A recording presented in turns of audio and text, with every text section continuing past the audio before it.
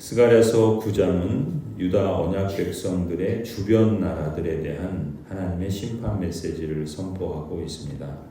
아울러 장차 메시아 그리스도를 통해서 시온의 참된 영광을 회복시켜 주실 것을 말씀하시는 내용이 스가랴서 9장의 내용입니다.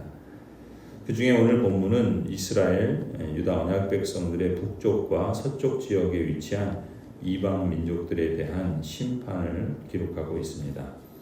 하나님께서는 이 유다의 주변 국가들 시리아, 페니키아, 블레셋 이러한 나라들을 심판하실 것이다 경고하십니다. 이 도시국가들은 이스라엘을 징계하는 도구로서 하나님께서 사용하신 민족들이죠. 하지만 그들의 죄악과 폭력에 대해서 불의와 악행에 대해서 하나님께서 경고의 말씀을 내리시며 그 나라들에게 선포하시는 것입니다. 모든 나라들이 거룩한 전사이신 하나님을 보게 될 것이다 말씀합니다.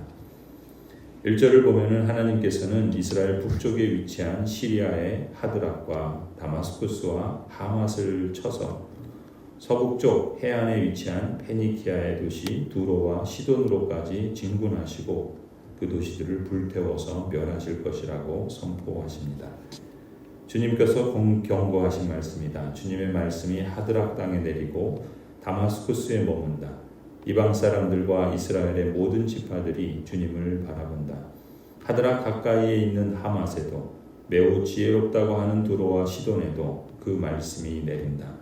두로가 저를 지킬 요새를 짓고 티끌처럼 은을 긁어 모으고 길거리에 진흙같이 금을 쌓아 놓았지만 주님께서 그들을 쫓아내시며 바다에서 떨치던 그의 힘을 깨뜨리시고 성읍을 불에 태워 멸하실 것이다. 두로와 시돈은 페니키아의 유명한 항구 도시였습니다. 두로는 지상과 떨어진 섬에 위치해 있어서 5년간 당시에 가장 큰 패권을 쥔 아시리아 제국에 맞서 굴복하지 않을 정도로 안전을 지킬 수 있었고 또 13년간 바벨론에 대해서도 대항했던 그야말로 난공불락의 요새 같은 도시가 두로입니다. 지형적인 특징을 잘 살려서 막강한 부를 쌓고 명예를 거머쥐며 에스겔 28장 2절에 보면 나는 하나님이라 내가 하나님의 자리 곧 바다의 중심에 앉았다 이렇게 교만을 떠는 그러한 도시가 이 두로였습니다. 그러다가 결국 바벨론의 침공을 그리고 그 이후 알렉산더의 공격을 당하며 멸망하게 되지요. 두로는 산과 바다에 난공불락의 성체를 짓고 대항했지만 결국 그 성읍들은 다 불타 멸망하고 맙니다. 5절부터는 이스라엘의 서쪽 지중해 연안에 위치한 블레셋의 도시들을 심판하시겠다라고 선포하십니다. 5절 아스글론이 그것을 보고 두려워할 것이며 가사도 무서워서 벌벌 떨 것이며 에그론도 희망을 잃고 떨 것이다. 이 에그론, 가사, 아스글론은 다 이 팔레스타인 블레셋의 대표적인 도시들이라고 할 수 있죠. 가사에서는 왕의 대가 끊길 것이고 아스글론에 사는 사람이 없어질 것이다. 아스돗은 낯선 외국인들이 차지할 것이다. 주님께서 말씀하신다. 내가 블레셋의 교만을 꺾겠다. 내가 그들의 입에 묻은 희생 제물의 피를 닦아주고 그들이 씹는 역겨운 제물을 그 입에서 꺼내주겠다. 이 블레셋의 강력한 이 철기 문명과 이 군사력을 가지고 그들은 이 가나안 땅에 그야말로 맹주로서 또 부상했던 나라라고 할 수 있고 또 유다 백성과는 삼손 때부터 적대적인 관계에 있었다 볼 수 있죠. 하나님께서는 그들의 교만 또 그들의 우상 숭배를 간과하지 않으시고 유다 언약 백성들에게 행한 그 불법적인 죄악과 폭력을 묵인하지 않으셨다. 그 결과로 이 블레셋의 네 도시들은 모두 진멸되고 블레셋 곧 팔레스타인이라는 이름만 남긴 채 이 나라는 역사 속으로 사라져 버리죠. 이처럼 한때 힘을 자랑하던 자들이 결국 더 큰 힘에 의해서 무너지는 것이 역사라고 말할 수 있습니다. 성도 여러분, 오늘 우리는 여호와 하나님께서 거룩한 전사와 같이 싸우시는 하나님이신 것을 보게 됩니다. 하나님께서는 힘이 있는 자의 편이 아니라 의로운 자의 편에서 일하십니다. 우리는 이것을 기억해야 할 것입니다. 아무리 힘 있는 자라 할지라도 의롭지 않으면, 불의하면 하나님께서 멸하실 것입니다. 하나님의 준엄한 심판 앞에서는 열강의 어떤 부도, 어떤 명성도, 어떤 권세도 결코 무너지지 않고 항구적인 권력을 누릴 것 같은 그러한 사람이나 존재도 결국 하나님 앞에서 심판을 받고 무용지물이 될 것입니다.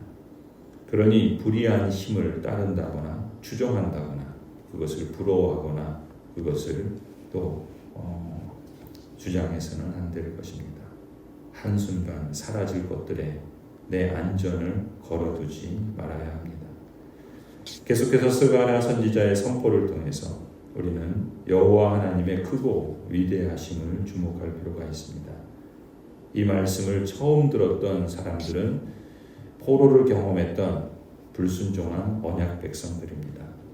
포로 이후에 유다 백성들이 이제 거룩한 전사로서 그 유다의 주변 나라들, 유다를 심판하는 데 사용하고 그들을 괴롭혔던 나라들을 하나님께서 친히 심판하심으로 이스라엘에게, 유다 백성에게 약속하신 언약을 신실하게 지키시는 분이심을 다시 한번 확인하게 되죠. 그리고 그 포로에서 남은 자들이 예루살렘으로 귀환하여서 성전을 재건축하고 오랫동안 방치되고 중단되었던 성전을 다시금 재건하도록 하나님께서 선지자를 보내셔서 용기를 주시고 희망을 보게 하십니다. 오늘 본문에 7절 후반절을 보면은 하나님께서 이 블레셋의 여러 도시들을 심판하시겠다고 말씀하시며 그 후반부에는 그들 가운데서 남은 자들은 내 백성이 되어서 유다와 한 고적처럼 되며 에글론은 여부스 사람 될 것이다. 내가 내 집에 진을 둘러쳐서 적군이 오가지 못하게 하겠다. 내가 지켜보고 있으니 압제자가 내 백성을 침범하지 못할 것이다. 하나님께서는 이렇게 심판하시는 이방 사람들 가운데서도 남은 자들을 두신다. 그리고 그 이방인들을 하나님의 언약 백성으로 삼아주시겠다. 진노 중에도 심판 중에도 하나님은 여전히 긍휼을 베푸시는 하나님이신 것을 우리는 또한 주목할 필요가 있습니다. 그리고 하나님께서는 그 백성들, 하나님이 택하신 언약 백성들을 지키시고 또 그들을 하나님께서 보호하셔서 어떤 압제자들이 하나님의 백성을 침범하지 못하도록 역사하실 것이다 라고 말씀하시죠. 이처럼 하나님께서는 거룩한 전사로서 의로우신 분으로서 싸우실 뿐만 아니라 또한 동일하신 하나님은 긍휼을 베푸시고 또 은총을 베푸시며 하나님의 백성들에게 대해서 하나님의 능력으로 그들을 지키시고 보호하시는 하나님이신 것을 우리가 보게 됩니다. 그러한 역사는 이제 우리 앞에 장차 예수 그리스도를 통해서 완성하실 하나님의 나라, 거룩한 전사로서 악과 불의를 심판하시고 의로운 나라를 세우시는 하나님을 바라보며 위로와 용기를 우리에게 얻게 합니다. 하나님의 영원하신 작정과 구원 계획은 세상의 어떤 권력이나 불의나 죄악에도 불구하고 여전히 변치 않으며 거룩한 전사이신 하나님의 권능과 언약의 신실하신 언약적 신실함 가운데 성취를 향하여 완성을 향하여 진행 중에 있다라는 것을 우리는 확신할 수 있습니다. 따라서 시편 146편의 성도의 고백처럼 할렐루야 내 영혼아 주님을 찬양하여라. 내가 평생토록 주님을 찬양하며 내가 살아있는 한 내 하나님을 찬양하겠다 고백할 수 있습니다. 너희는 힘있는 고관을 의지하지 말며 구원할 능력이 없는 사람을 의지하지 말아라. 사람은 숨 한 번 끊어지면 흙으로 돌아가니 그가 세운 모든 계획이 바로 그날로 다 사라지고 만다. 야곱의 하나님을 자기의 도움으로 삼고 자기의 하나님이신 주님께 희망을 거는 사람은 복이 있다. 우리에게 참된 도움과 참된 희망이 어디에 있는가? 스가랴 선지자의 선포를 통하여 그 선포된 말씀이 오늘 우리에게는 과거에 이미 성취된 역사로서 또한 우리가 앞으로 내다보는 예수 그리스도의 재림을 통하여 완성될 하나님의 남아있는 언약의 약속으로서 우리가 깊이 간직하고 우리의 삶을 참된 도움이신 하나님, 거룩한 전사이신 하나님, 진노 중에도 긍휼을 베푸시는 하나님께 희망을 두며 복이 있는 삶을 살아갈 수 있기를 간절히 소원합니다.